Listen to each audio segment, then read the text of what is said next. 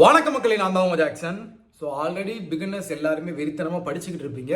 இருந்தாலும் ஒரு சின்ன ஃபயரை உங்கள்கிட்ட தூண்டி விடலாம் அப்படின்னு ஒரு குட்டி ஸ்டோரியோடு வந்திருக்கேன். ஆல்ரெடி இந்த ஸ்டோரி எல்லாத்துக்குமே தெரிஞ்சிருக்குமே சிவாஜிகளா, சரிங்களா? இருந்தாலும் உங்களுக்கு ஒரு ஃபயரோடு நான் சொல்லும்போது கண்டிப்பாக இன்னும் நீங்கள் ஒரு எனர்ஜியோடு படிப்பீங்கன்றதுக்காக தான். ஸோ இது ஆல்ரெடி சன் டிவிலாம் நீங்கள் பார்த்துருப்பீங்க. கோலியாத் தாவீது அவங்கள பற்றின கதை தான். தாவீது அப்படின்னு சொல்லி ஒரு நபர் இருந்தாராயா, சரியா? இஸ்ரேலில் எல்லாருக்குமே இஸ்ரேல் தெரியும். இஸ்ரேலில் தாவீதுன்னு ஒரு ஆடு மேய்க்கிற நபர் இருந்தாப்லாம். அவங்க ஃபேமிலியில் பார்த்தீங்கன்னா எல்லாருமே போர் வீரர்கள், சரியா? இவர் மட்டும் பார்த்தீங்கன்னா ஆடு மேய்ச்சிக்கிட்டு இருப்பாரு. இவரை ஒரு தத்தி, எதுக்குமே உருப்படாதவர்னு சொல்லி ஆடு மேய்க்க விட்டுட்டாங்க, சரிங்களா? ஒரு நாள் பார்த்தீங்கன்னா இஸ்ரேலுக்கும் பாலஸ்டீன் எல்லாத்துக்குமே தெரியும். இப்போ ரீசெண்டாக கூட ஒரு இஷ்யூ இருந்துச்சுல.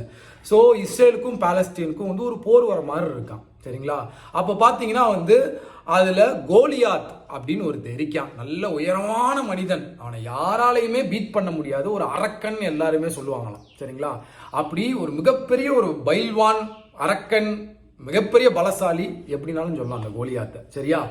அவன் ஒரு சவால் வர்றான். என்னன்னா, நான் உன் இதுல இருந்து ஒரு ஆளை அனுப்பு, சரியா? என் கூட சண்டை போட்டுட்டோம், என்னைய சண்டை போட்டு ஜெயிச்சிட்டா எங்க பாலஸ்தீன் நாடே உனக்கு அடிமையா இருக்கும் அப்படின்னு சொல்லி இஸ்ரேல் ராஜாட்ட இந்த கோலியாத் சொல்றாப்ல, சரிங்களா? ஸோ இஸ்ரேலே ஸ்தம்பிச்சு போச்சு. என்ன ஆச்சுன்னா, யார் அனுப்புறது, யாரு போய் சண்டை போடுவா அப்படி இப்படின்னு இஸ்ரேல் அந்த போர் வீரர்கள்லாம் சில பேர் அப்படியே பயந்து நடுங்கிட்டு இருக்காங்க.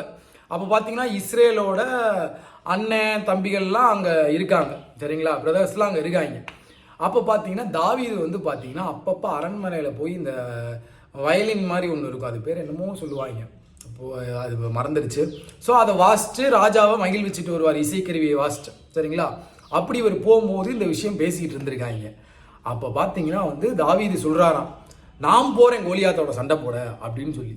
போர் வீரர்கள்லாம் சிரிக்கிறாங்களா, இது ஒன்றும் ஆடு மேய்க்கிற விஷயம் இல்லை, உனக்கு ஒன்றும் தெரியாது தற்குறி, நீ எப்படி போர் போட்டு ஜெயிப்ப, நீ ஒரு சின்ன செல்வண்டியா அப்படின்னு சொல்லி கலாய்க்கிறாங்க அந்த போர் வீரர்கள் எல்லாரும் தாவீதை, சரியா? தாவீது நான் போவேன், பின்னாடி கடவுள் இருக்காரு, நான் போய் கோலியாத்தை தோக்கடிச்சிட்டு வரேன் அப்படின்னு வைராக்கியமா சொல்றாரு, சரியா? கடவுள் என் பின்னாடி இருக்காரியா சிவாஜிகளா அப்படின்னு சொல்றாப்புல தாவீது, சரியா? அரசரும் பார்த்தீங்கன்னா ஒத்துக்கிறாரு, சரி போயிட்டு வா அப்படின்னு சொல்லி இந்த வாள் அப்புறம் இந்த கத்தி கேடயம் எல்லாமே கொடுக்குறாப்லையா. ஆனால் தாவீது என்ன சொல்றாரு, எனக்கு எதுவுமே தேவையில்லை அப்படின்னு சொல்லிட்டு கோலியாத்தை நோக்கி சண்டை போடுறதுக்கு போறாரு. போகும்போது அவர் ஒரு 5 கல்லை மட்டும் எடுத்து தன்னோட கையில் வச்சுக்கிட்டு போறாப்புல, சரிங்களா? சின்ன சின்ன கட்டிக்கல் நீங்கள் பார்த்துருப்பீங்களே, ஜல்லிக்கல் மாதிரி ஒரு சின்ன சின்ன குட்டிக்கல்லை எடுத்து மட்டும் வச்சுட்டு அப்படியே போறாப்புல. கோலியாத்து போட்டு கலாய்க்காத கலாயே இல்லை, தாவீதை போட்டு செய்ன்னு செஞ்சிருக்காப்புல. நீ யாரா சின்ன குழந்தை, டே சண்டை தெரிஞ்சவன் அனுப்பி விடுங்க அப்படின்னு கோலியாத்து கலாய்ப்ப போடுறாப்புல, சரியா? அப்போ பார்த்தீங்கன்னா சண்டை ஆரம்பிக்குது. தாவீது சில்வன்ட்டு நினச்சி கோலியாத்து போய் தாவீதோட சண்டை போட போகிறாரு. ஒரே அடியில் அவனை படுக்க வச்சு ஓடுறாங்க 2 பேரும். போகும்போது அந்த 5 கல்லை கோலியாத்து மண்டையிலே அடித்து கோலியாத்தை வீழ்த்தி ஒரு கத்தியை எடுத்து அவன் தலையவே வெட்டி எடுத்துறாரு தாவீது. எல்லாருமே ஸ்தம்பிச்சு போயிட்டாங்க. என்னடா ஒரு ஆடு மேய்க்கிறவன் என்னடா இப்படி பெர்ஃபார்மன்ஸை போட்டுக்கிட்டு இருக்கேன் அப்படின்னு சொல்லி. ஸோ இதில் இருந்து தான் உங்களுக்கான மோட்டிவேஷனே நான் கொடுக்க போகிறேன். என்ன அப்படின்னா, இந்த தாவீது பார்த்தீங்கன்னா வெறும் ஆடு மேய்க்கிறவர் தான். ஸோ நம்ம மக்கள் எல்லாருமே பார்த்தீங்கன்னா ஃப்ரெஷ்ஷாக பிகினராக வரவங்க பார்த்தீங்கன்னா ஏதோ அரியர் வச்சு பாஸ் ஆகிருப்போம், இல்லை பார்த்தீங்கன்னா ஸ்கூலில் காலேஜில் படிக்காமல் இருந்திருப்போம். நம்ம ஒரு ரொம்ப நார்மல் பர்சனாக படிப்பே நமக்கு வராதுன்னு நிறைய பேர் யோசித்துக்கிட்டு இருப்போம். ஆனால் பார்த்தீங்கன்னா நமக்குன்னு ஒரு வாய்ப்பு வருது. அந்த வாய்ப்பு என்ன அப்படின்னு பார்த்தீங்கன்னா, இஸ்ரேல் ராஜா வாய்ப்பு கொடுக்குறாரு பார்த்தீங்களா, அதுதான் உங்களுக்கு பேங்க் எக்ஸாம் அப்படின்ற வாய்ப்பு, சரியா? அது உங்களுக்கு வருது. அந்த இடத்துல பார்த்தீங்கன்னா அவர் கடவுளை நம்பி என்னால் முடியும் நிற்கிறாரு பார்த்தீங்களா. நீங்கள் என்ன செய்யணும், நான் முயற்சி போட்டால் என்னால் முடியும், முயற்சியை நம்பி நீங்கள் நிற்கணும். நான் கண்டிப்பாக படிப்பேன், நான் கண்டிப்பாக பாஸ் ஆவேன், என்னால் முடியும், ஒரு 10 போஸ்டிங் இருக்குனால அதில் ஒரு போஸ்டிங் என்னோடதுடா அப்படின்ற உங்கள் முயற்சி, உங்கள் மேல் நீங்கள் நம்பிக்கை வச்சுருக்கணும், சரிங்களா? அந்த கோலியாத்து தான் உங்களுக்கான அந்த பேங்க் எக்ஸாம், சரிங்களா?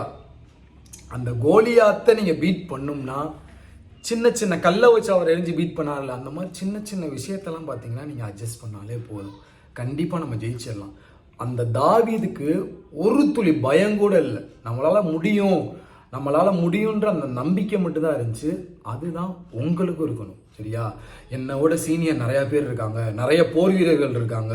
சீனியர்ஸ் எல்லாருமே என்னாலேயே முடியலை 2 வருஷம், உன்னால் எப்படி முடியும் அப்படின்னு என்ன கலைச்சாலுமே என்னால் முடியும் அப்படின்ற ஒரு கெத்து நமக்கு வேணும். சரியா? தயவு செய்து ஃப்ரெஷர் பிகினர் யாராக இருந்தாலுமே சின்ன சின்ன விஷயத்தை மட்டும் நீங்கள் கரெக்ட் பண்ணி உங்களை நீங்கள் பாசிட்டிவாக வச்சு நீங்கள் பாட்டுக்கு முயற்சி போட்டு ஓடிக்கிட்டே இருந்தீங்கன்னா ஜெயிச்சிடலாம். இந்த இடத்துல நிறைய டைவர்ஷன், நிறைய தடங்கள், நிறைய நெகட்டிவ் வேர்ட்ஸ் உன்னால் முடியாது, வைக்காது, நம்ம மேலே நம்பிக்கை போகிற மாதிரி நிறைய வேர்ட்ஸ் வரும். நம்மளை போட்டு அமுக்குவாங்க எல்லாரும். எதையுமே கண்டுக்காதீங்க. என்னால் முடியும்டா, நான் பார்த்துக்கிறேன்டா, என்னை பற்றி எனக்கு தெரியும்டா அப்படின்னு போட்டு முயற்சியை போட்டு போய் தட்டி தூக்கி போயிட்டே இருங்க. சரியா? கண்டிப்பாக நீங்கள் ஜெயிப்பீங்க. ஸோ இந்த ஒரு மோட்டிவேஷன் தான் உங்களுக்கு கொடுக்கலான்னு வந்தேன். தயவுசெய்து திரும்பியும் சொல்கிறேன், யார் என்ன சொன்னாலும் நெகட்டிவாக சொன்னாலும் காதில் வாங்கிக்காதீங்க. உங்களை பற்றி பாசிட்டிவாக ஒரு 4 பேர் நீங்கள் சுற்றி வச்சிட்டிங்கனாலே நீங்கள் பாட்டு ஓடிக்கிட்டே இருப்பீங்க. நம்ம அந்த கன்சிஸ்டன்சியாக படிக்க நமக்கு ஏதாவது ஒரு தூண்டுறதுக்கு ஒரு விஷயம் வேணும்யா. அதுக்கு சுற்றி 4 நல்ல மனுஷங்க பாசிட்டிவாக பேசுகிறவங்கள வச்சுக்கோங்க. நீங்கள் பாட்டுக்கு படிச்சுக்கிட்டே இருப்பீங்க வெக்ஸ் ஆகாமல். சரியா? ஸோ இதை தான் உங்கள்கிட்ட சொல்லணும்னு நினச்சேன். அதை மாதிரி ஃப்ரெஷர்ஸ்க்கான வீடியோ கோர்ஸு, ராயல் பாஸ்லாம் நம்ம வெப்சைட்டில் அவைலபிளாக இருக்குது. அதை பர்ச்சேஸ் பண்ணிக்கோங்க. அது இன்னும் உங்களுக்கு படிக்க தூண்டும், உதவும். நம்ம கையில் ஒரு பேக்கேஜ் இருந்துச்சு அப்படின்னா ஐயோ பேக்கேஜ் காசு போட்டு வாங்கியிருக்கோம், அதை நம்ம படிச்சுக்கிட்டே இருக்கணும், டெய்லி மிஸ் பண்ணக்கூடாது அப்படின்னு சொல்லியே நீங்கள் பேசிக்ஸ் கற்றுக்குவீங்க. ஸோ ஃப்ரெஷர்ஸ்க்காக தான் அந்த ராயல் பாஸ் வச்சுருக்கோம். ஸோ அதில் உள்ள எல்லாத்தையுமே யூஸ் பண்ணிக்கோங்க. பர்ச்சேஸ் பண்ணுற லிங்க் டிஸ்கிரிப்ஷனில் இருக்குது. உங்களிருந்து விடைபெறுவது உங்கள் ஜாக்சன். இந்த ஸ்டோரி உங்களுக்கு பிடிச்சிருந்துச்சுன்னா கமெண்ட் பண்ணுங்கள். கண்டிப்பாக உங்களை அடிக்கடி நான் மோட்டிவேட் பண்ணிக்கிட்டே இருப்பேன். நிறைய மோட்டிவேஷன் வீடியோ போடுவேன். உங்களிருந்து விடைபெறுவது உங்கள் ஜாக்சன். டின் டின் டின்.